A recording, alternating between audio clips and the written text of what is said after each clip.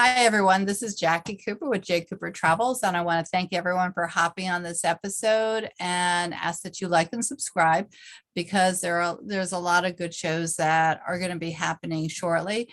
Today, I have a really special guest on all the way from around the other side of the world. It's evening for me right now when I'm recording, but it's morning for him.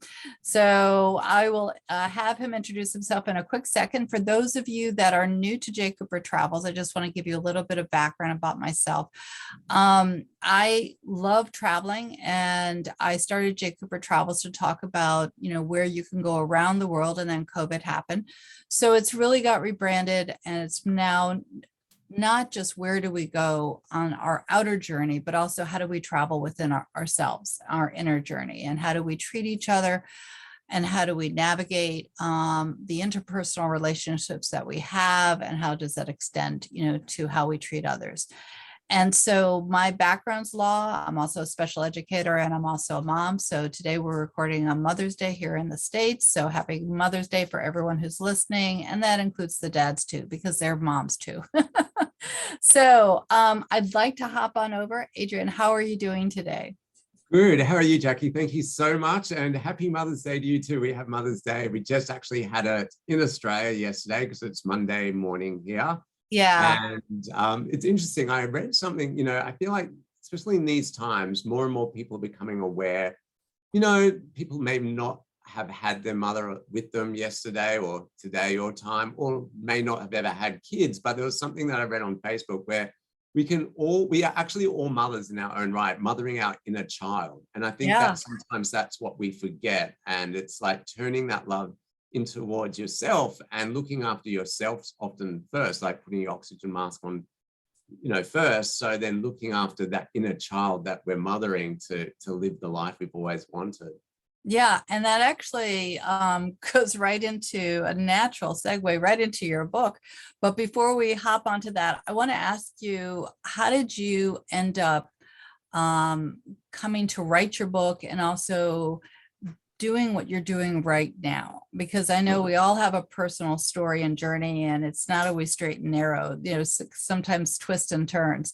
So how did you come to be where you are and what you're doing and inspiring so many people? Oh, thanks so much.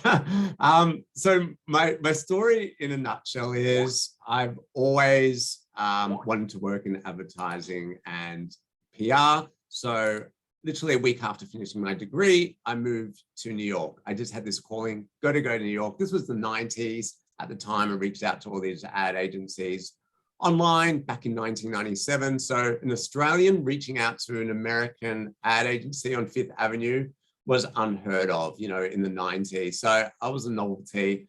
I landed a job in Fifth Avenue doing amazing things over there and not knowing anyone. And I worked really hard and ended up getting sponsored, which was awesome.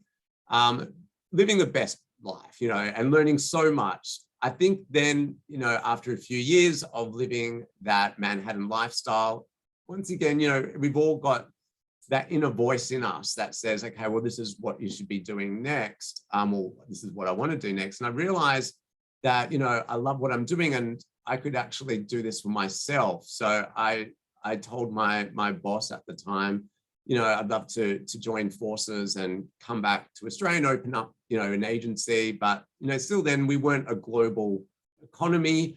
And so I was on my own. That's why I called my company Believe. Like, I was 24 then. I had no clients. I literally started cold calling people from the Yellow Pages. Do you remember those? Yeah, things? I do. I know, right? The Yellow Pages started at the letter A. It took me 6 weeks to get my first client. And then at night, I'd work in a call center selling charity raffle tickets. So I was one of those annoying telemarketers. I did that too.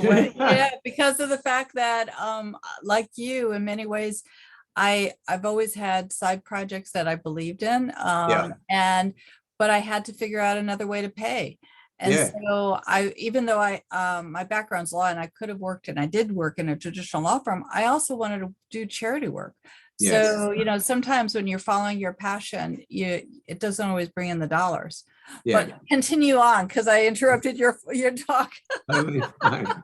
Like, how long story short, I've been going now for 20 years. So it started when I was 24. I'm now 44. This year will be 45.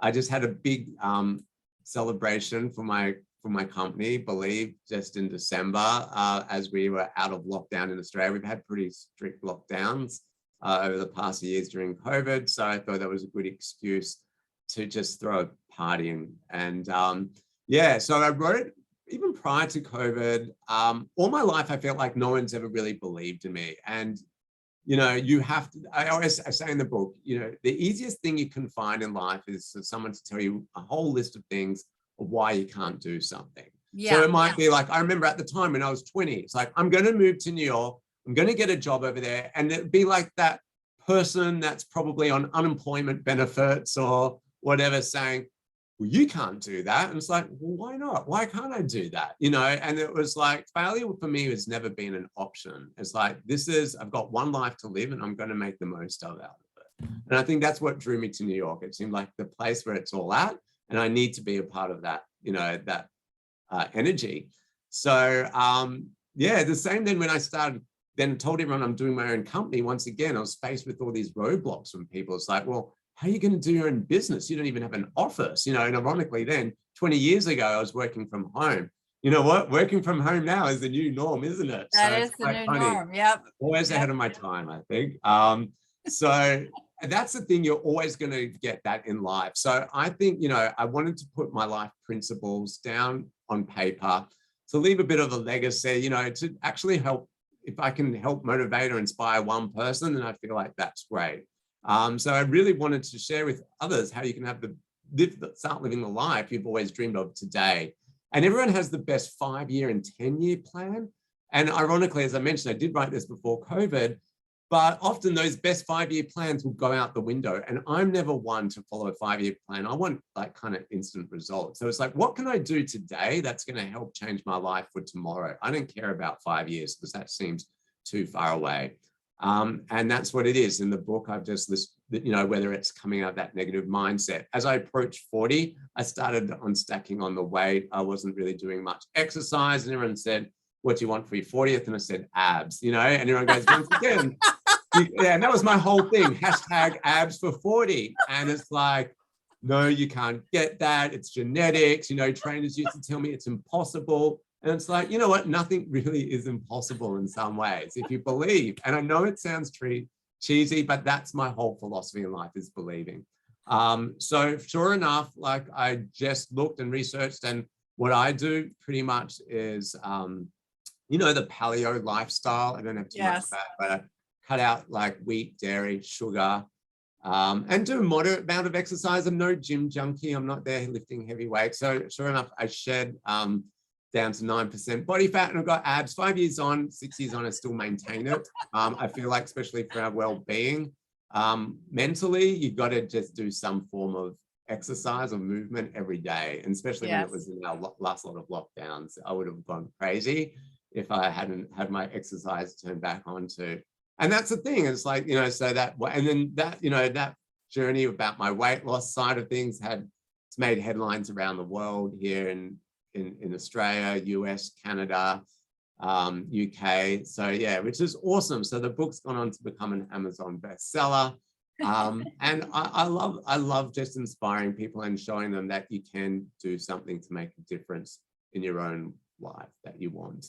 I love what you're saying, because again, I feel like I've always been a thinker out of the box, and my life has been very non-traditional.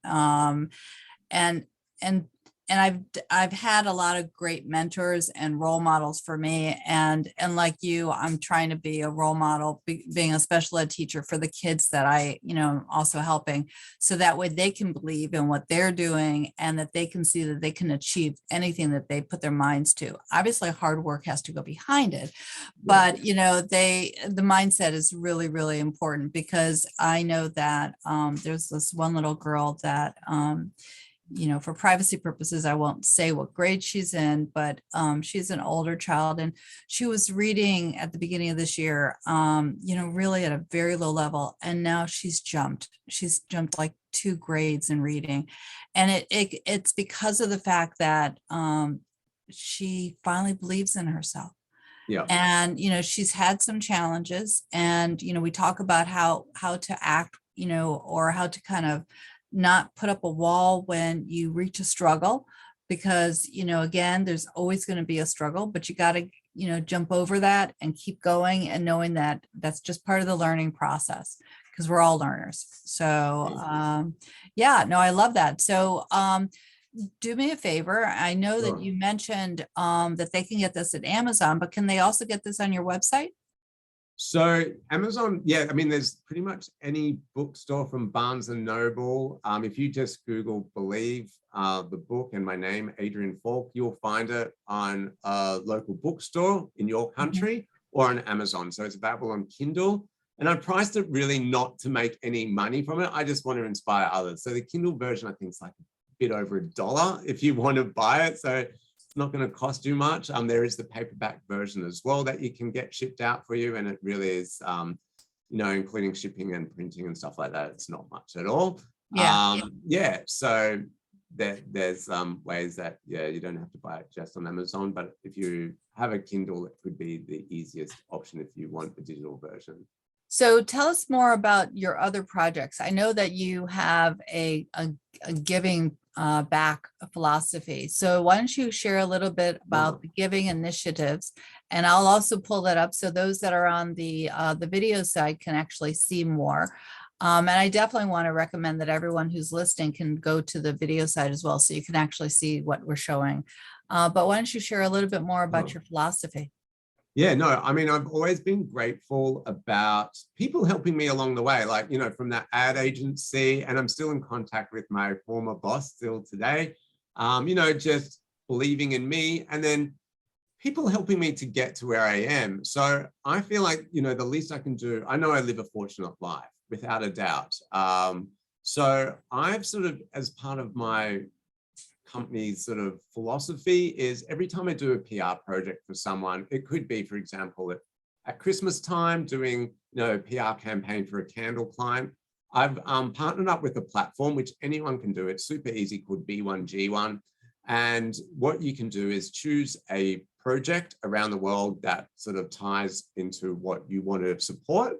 And for this one, for the candles, I thought, well, I'm going to provide families in India with solar powered lighting for a year, which makes a whole world of difference. Wow. I know. So then that's where I feel like, if I'm working with a diet client, I might help, kids in Africa get food for the next few months or whatnot. So I sort of try and pair it with like the cause that, the client that I'm working with in some ways. There was a sunglass client, so we gave eye treatments to kids that, to prevent them getting cataracts and things like that, prevent them losing their eyesight. So there's so many different causes on that platform.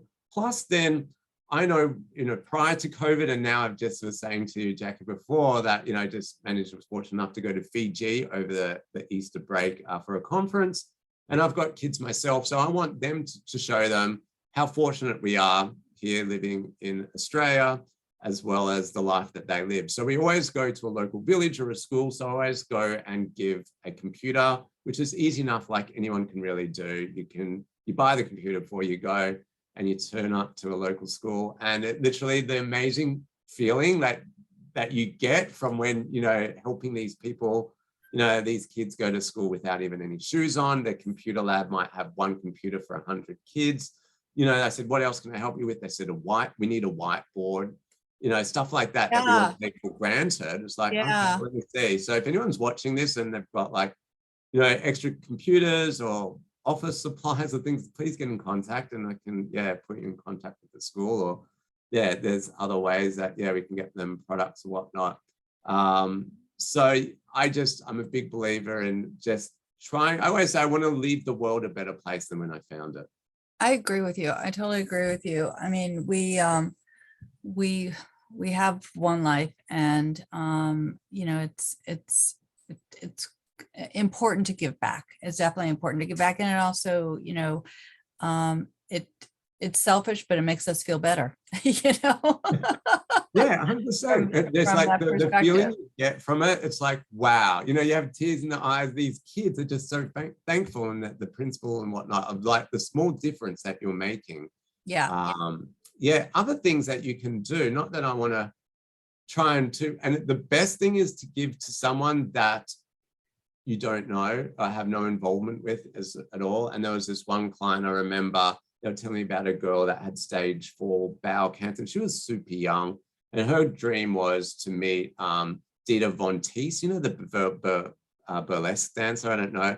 That was an easy enough thing for me to do. I just like literally reached out to an agent in LA. I didn't know, but I just said, look, this girl is not doing too well, and Dita's coming to Australia. Is there any chance of getting tickets to the show? Not only did she get tickets, but she got to meet Dita backstage. Like that made it. And I used to speak to the girl on the phone and help her. And that's, I mean, unfortunately now she's passed away. I never met her. I had no relation, you know, but I just wanted to help someone that way. And sometimes things that we're all in different industries, but you take for granted how easily you can do something, you know, just pick up the phone and change someone's life. You can do that, you know, once a year. That's going to make the world a better place for sure. I agree. I totally agree. So I always do the one tip, one place.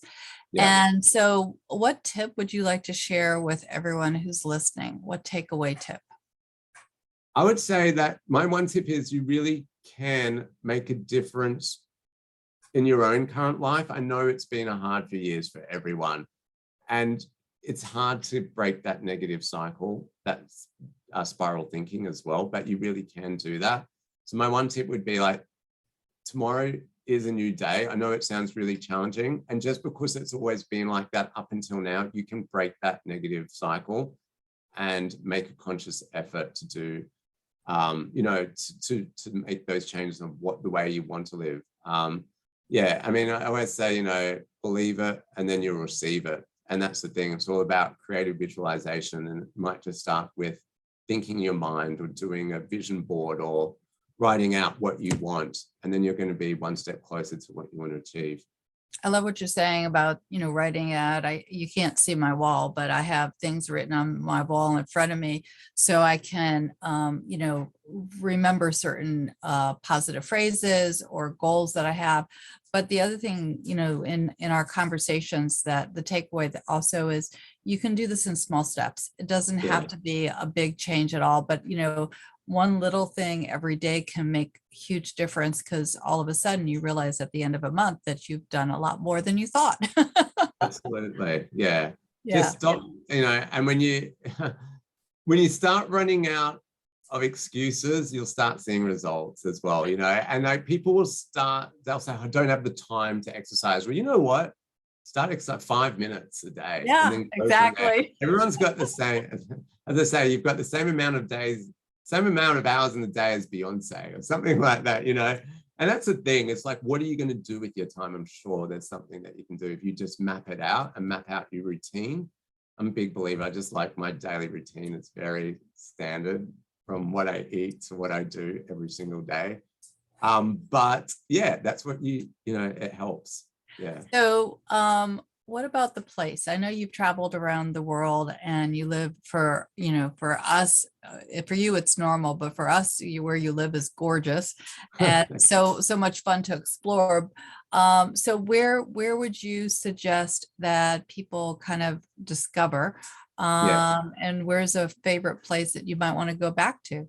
Sure. I would say, and this is so ironic as well, and I feel like everyone suffers from this, is start in your own backyard, because often, and as you said, there's so many amazing places. When I was living in Manhattan, I remember I went atop of the Empire State Building for my birthday, and everyone goes, what are you doing for your 21st? I was 21 at the time. I go, I'm going to go up the top of Empire State Building. They go, you know what? I've lived in New York my whole life. And they said, we've never even done that. We go, really? Well, you should. It's like amazing. And so you don't need to have expensive trips or any of that. There's so many amazing little places that you can discover and live in your city. You know, just go out on time out or somewhere like that and see what's going on in your city and be a tourist for a day. No, you're right. And a lot of times when we have relatives come and visit, that's when we take the time to kind of show people around where we live. So Yeah. I think you're right. It's important to pretend like we're the one that we're showing ourselves around because Yeah. we're Yeah. equally important. So, Yeah. and when people come to different local places, they who don't live there, they always look around and say, oh, how beautiful. And a lot of times we kind of glaze over. So I think Yeah. I think you're right. We need to kind of approach our own homes with that same state of awe that children do. So, Absolutely. Yeah. yep.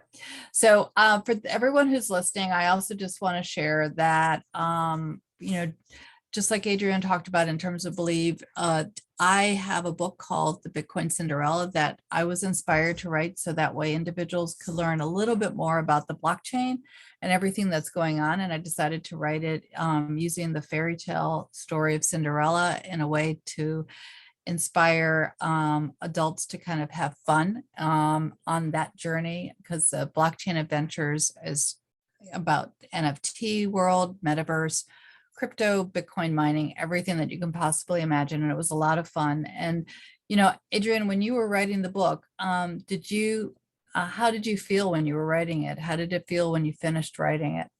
It was literally like, I feel like I had another child. I was so excited to tell everybody. And it was a year-long process. I had no idea what I was doing. So I'd stay awake during the night, like writing and then editing. And then it'd be like, okay, well, how do I get this? So I self-published my book. And I feel like there's, if anyone has any questions about how you can self-publish, you know, the world we live in, it's so easy to get your book out there. You don't have to rely on big publishers anymore. So happy to give any advice there as well. Like, how do you get a barcode for your book?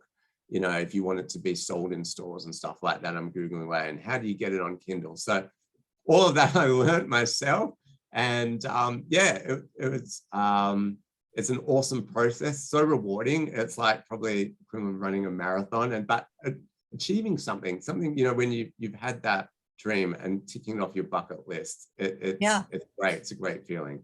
Yeah, it is. And anyone, you know, who's listening, even if you're not thinking about writing a book, I think if you keep a daily journal, in many ways, if you go back to that at the end of a year, you'll see you've actually written a book, you know, and you can, it's something you can reflect on, which can also help you for the next year.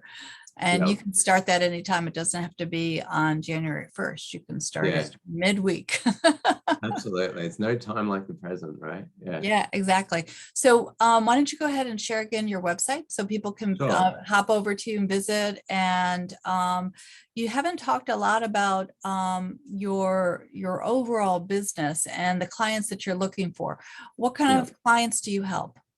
So my website is believeadvertising.com. And what I do, and there's a whole lot of free tools on there as well, is I help people get their message out into the media, into the world. So I say helping entrepreneurs who want to be an expert in their field, nationally here in Australia, but internationally. So I do work 2 days in one.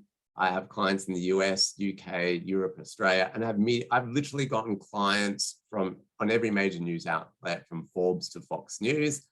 And that's what I do. So people often, they say, you know, I've written a book, or I've got an amazing story, or, you know, I want to get my business out into the press. How do I, you know, I see my competitors always, you know, on TV or on podcasts, or how do I do that for myself? It's like, I can help you achieve that as a goal. Yeah, that's what I do.